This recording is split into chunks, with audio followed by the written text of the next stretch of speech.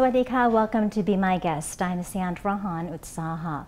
We're here at Impact Challenger at Muang Thong Thani to speak with Dr. Pichet Durongkuwerod, the Minister of Digital Economy and Society, about the Digital Thailand Big Bang 2018 Thailand Big Data event and how Thailand is transforming in the digital age.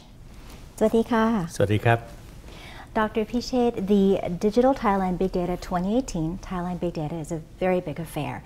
And in the opening ceremony, you gave a report on Digital Thailand Big Data 2018, or Big Bang 2018. Can you tell us about the key points of that report? Well, first of all, the Prime Minister presided over the opening 2 days ago. I was referring to the fact that this is the second time that we organize Digital Thailand Big Bang 2018. So the report for last year was that it was a very successful event indeed. The fact that last year it's the first time, but there were more than 240,000 people who visited the exhibition as well as the conference. By that statistics, we were convinced that this year could be even bigger and a more interesting event. But learning from last year makes us believe that we also need to provide opportunities like this to people in the other region of the country. So the past 3 months, we have been organizing this sort of event, but at a smaller scale. I see. At 4 different regions in the country, starting from Khon Kaen to Chiang Mai up north, and then to Rayong in the east, and we ended up at Hat Yai in the south. And again, it was very well received. More than 60,000 in all participated and visited the exhibition as well as the seminars. So we are quite happy that we have done the thing that we did not do last year. But at the same time, for the central location, this year it also has been expanded from 4 days to 5 days, and from 40,000 square meter to 60,000 square meter. And since the opening, more and more people are coming. Okay, so correct me if I'm wrong, but the theme for this year is Thailand Big Data. When the world is open, we evolve and progress. Can you tell us about this? Well, big data, as the name refers to, is the data or database that is quite sizable. Okay, and the reason that we need to address big data is because today, not only in the private sector but also in the government sector, we are looking at big data as something that could give us intelligence, give us deep knowledge of what we should be doing on the evidence-based nature. Okay, so in the business sector, they are looking at analyzing big data so that they can realize new products and services. They can realize where their customers are. They can realize what sort of preference and lifestyle the consumers are like, so they can do better business. Be more successful. Exactly, and the same thing for government sector. Even though we are not looking for loss and profit, but we do the so-called data analytics, so that the government, the ministry, would be able to understand the real needs of the people, and at the same time to be able to serve the people better with better service, because we know exactly what they want, not just thinking what should they want or what may possibly the needs of the people, because data tells you a lot of things in depth. And in other words, a lot of agencies in the government are now looking forward to do more big data, and so this exhibition really focus on big data in many aspects of the government circle. Okay, so at the exhibition itself, there's so much being displayed. Does that mean that we're seeing examples from both the private and the public sector here at the event? Oh yes, this is public-private indeed.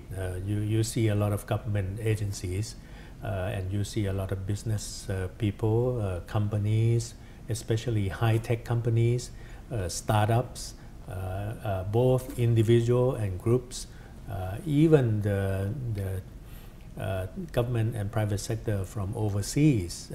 This year we have about 25 countries joining this event alone.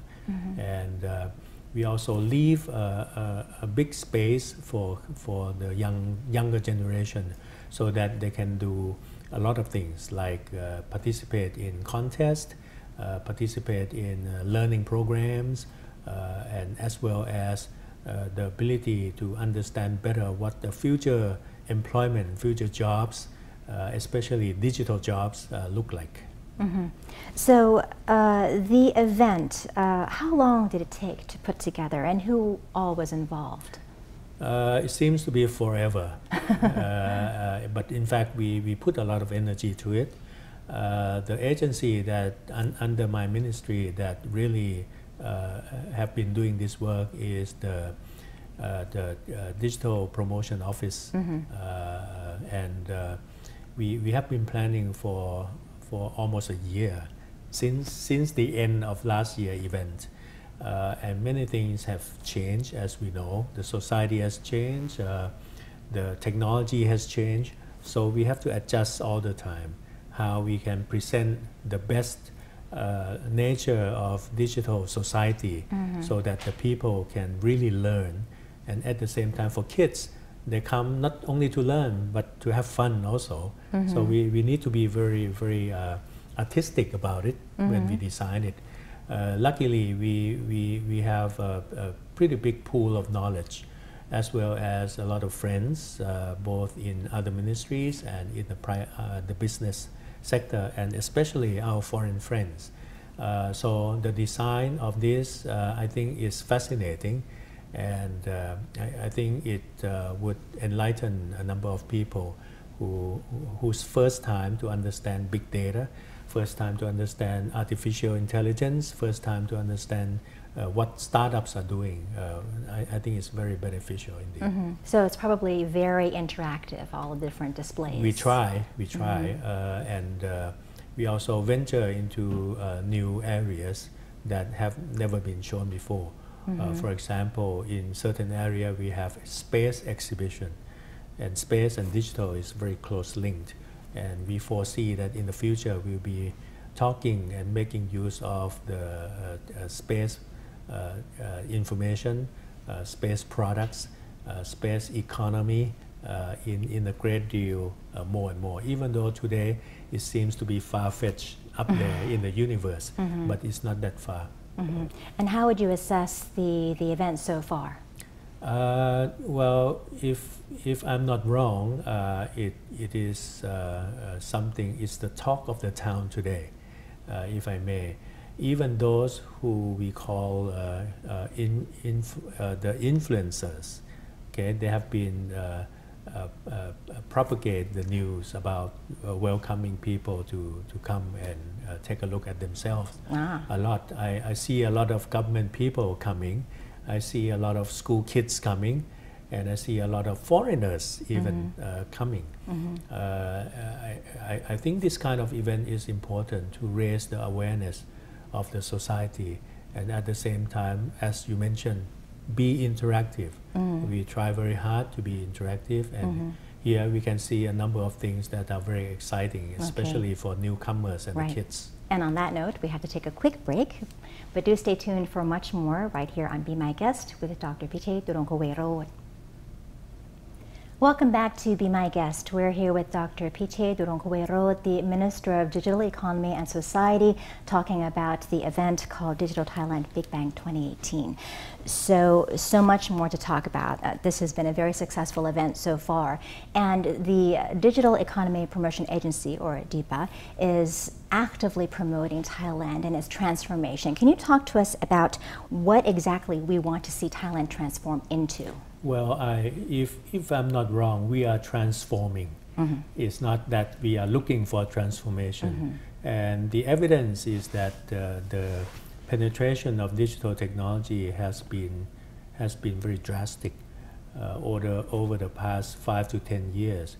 we have the expansion of people of all people in every region absorbing the use of technology a lot. And by digital, we are talking about technology that is quite simple to use relative to other technologies. So now today we have the statistics that the penetration of mobile subscription in Thailand is about 160%, meaning on average, one person in Thailand owns more than one subscription. Right. Okay, that's how aggressive the society is moving toward.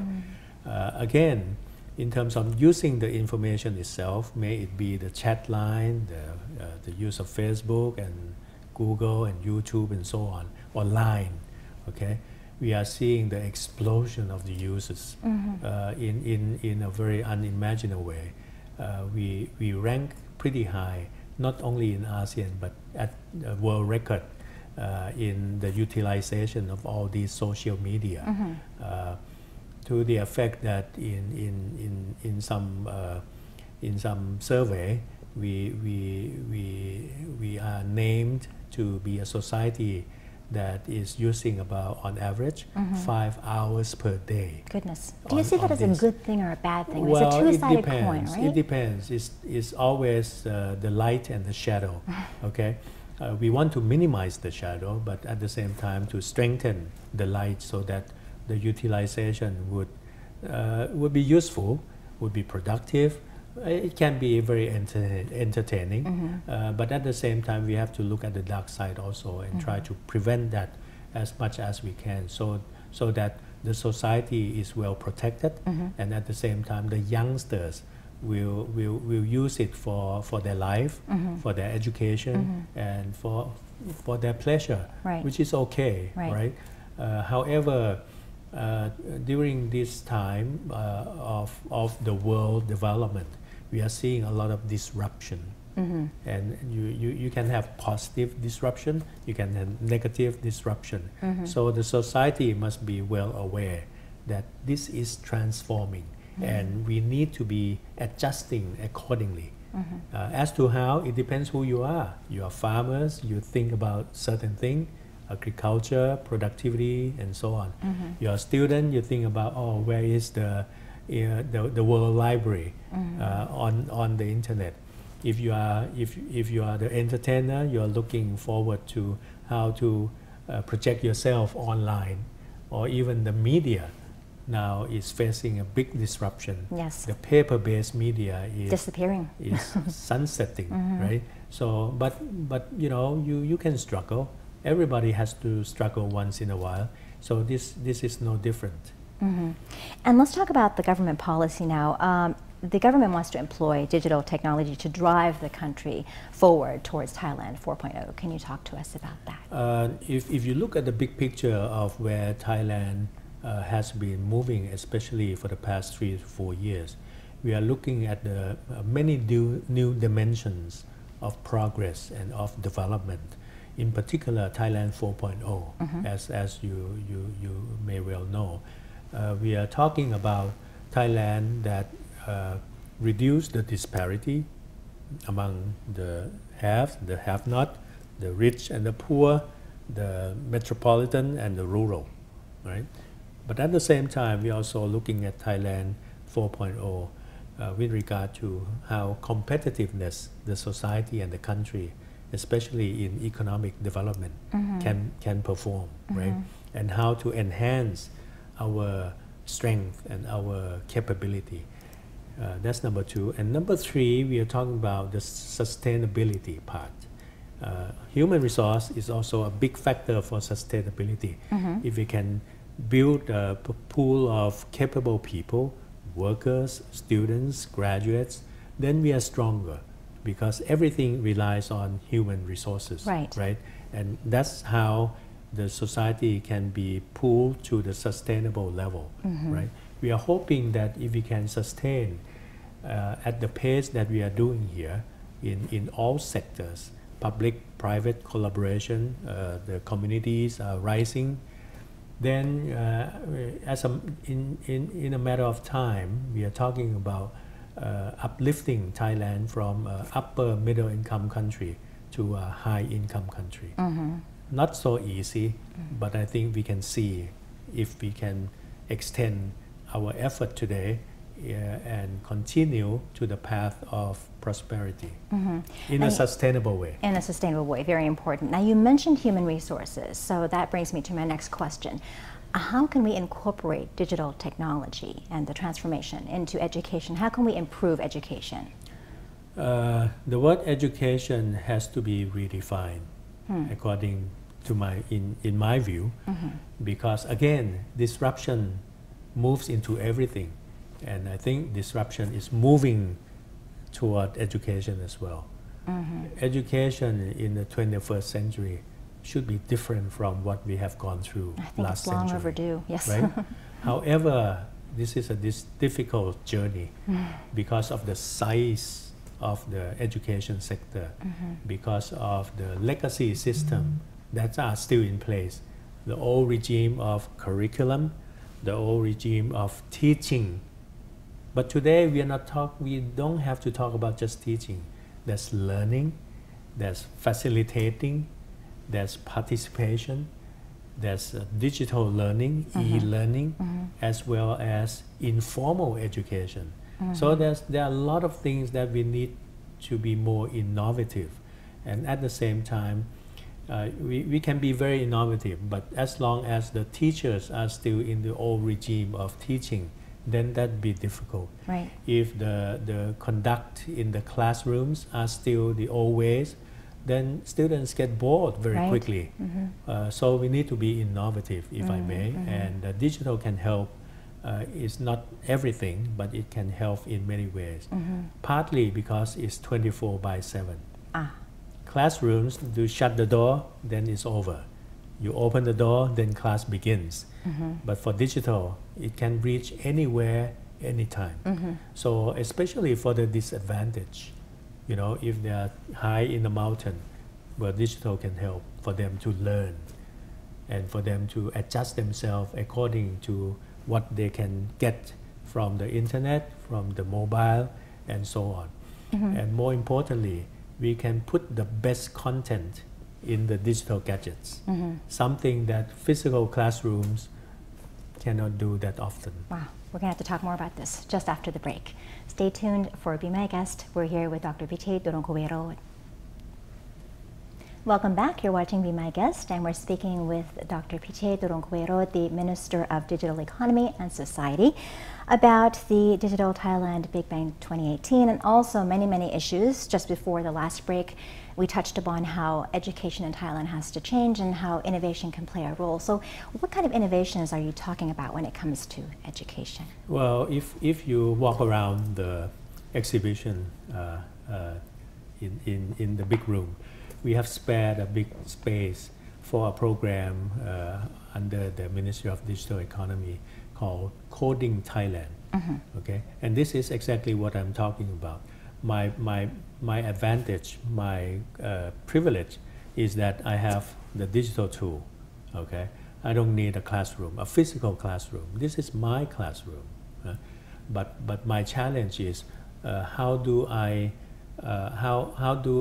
create things that kids are well interested, okay, to participate, and how I can gain or get or obtain the best knowledge or the best content that can offer to the kids wherever they are at any time, okay? Because today every household, if I can say that, has this kind of gadgets, okay? So by Coding Thailand, we are talking about this kind of concept, and we have already started.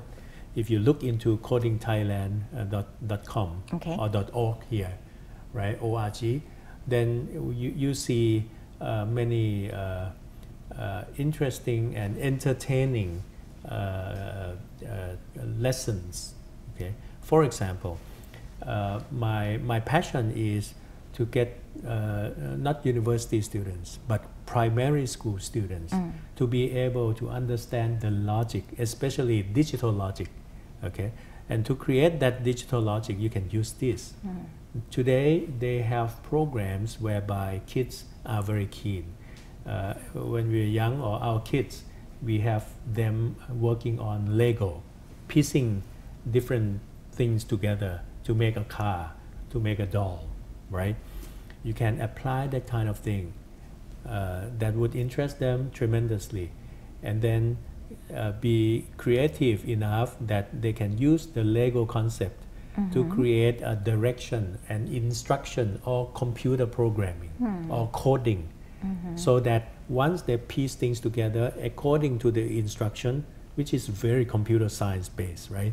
They then can command the activity that they have been assigned to. For example, command how the car will be driven, left, right, north, south, stop, move forward, right? This is coding Thailand. This is a very small example, but it's already there. And once they accomplish it, they hit another key, then they see all the codes. And that's exactly what they have done unknowingly. So this is the way they learn computer programming in a very fundamental way. So this is the kind of thing that I talk about. Innovation, disrupt the education via innovation.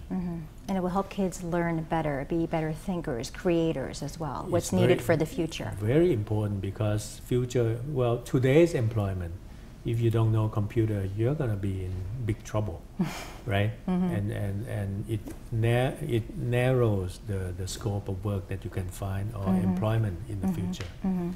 So you also need to know about big data as well to be successful in the future. So we want Thailand to be a big data hub, don't we, in the future?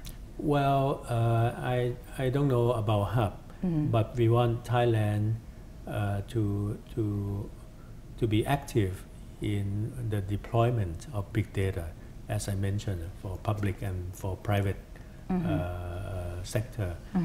In the future, we are going to have big data for every province, so that the governor or the executives can better serve the community. Is starting now through a program we call Smart City.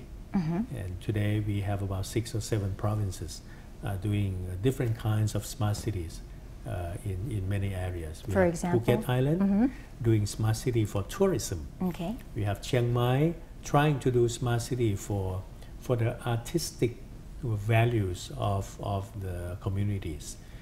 We have Khon Kaen doing smart city for agriculture development, and we have certainly Bangkok doing smart city for the moment for the visual effect in Bangkok itself, because we sometimes are getting confused through the traffic and everything. So if you walk along some of the main streets in Bangkok today, you don't see wires,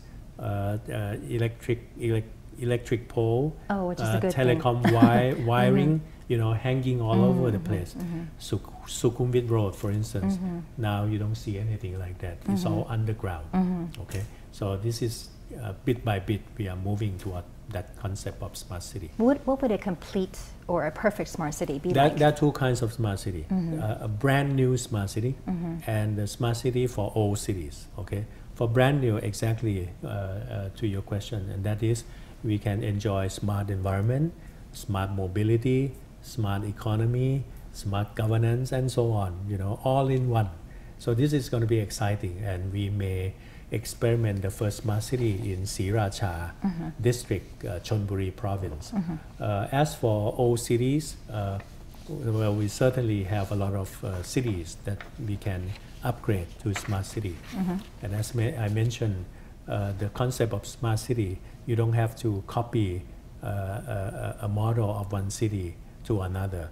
Each city can be different. Can be unique. Can be unique and can be very interesting and not boring. Okay, that is very, very interesting. So let's talk now about how else the ministry is supporting startups. I mean, here you have on exhibition many companies from Thailand and from abroad as well. How else is the ministry helping startups and SMEs? Well, we have started on this startup journey about three years ago, and we found that this is something that we have unearthed. Is all gems underneath, right? So now we have thousands of startups all over Thailand. Okay, we have put in a number of policy programs, taxation, privilege, both for startups and for the investors, right? We have seen the explosion and expansion of startup ecosystem, the so-called co-working space, the so-called maker space. Universities start to understand that they have a lot of startups within the campus. Their students, even the professors, right? But that's not enough. So today we are looking forward to be strategically positioned for Thailand startup. For example, a lot of countries are doing fintech. We also are doing a lot of fintech. However, we also should be great in other areas of startup. We can be food tech, agri-tech, tourism tech, cultural tech, you name it. Okay, so that's where we can promote also. And last but not least, we are designing a big ecosystem for startup, whereby startups can learn from each other in one place. They can enjoy the fact that their environment have been supported by investors, by venture capital people, and so on. It actually sounds like you have so much to tell us, but I think we're going to have to save that for another episode. We'll have to come back and speak with you again. Thank you so much for speaking with us, Dr. Pichet. ขอบคุณค่ะ Thank you. ขอบคุณครับ สวัสดีค่ะ And that was Be My Guest with Dr. Pichet Durongkuwerot, the Minister of Digital Economy and Society, talking to us about the Digital Thailand Big Bang 2018 event here at Impact Muang Thong Thani, and also about how Thailand is transforming in the digital age. Thank you for joining us. I'm Sandra Han Utsaha. สวัสดีค่ะ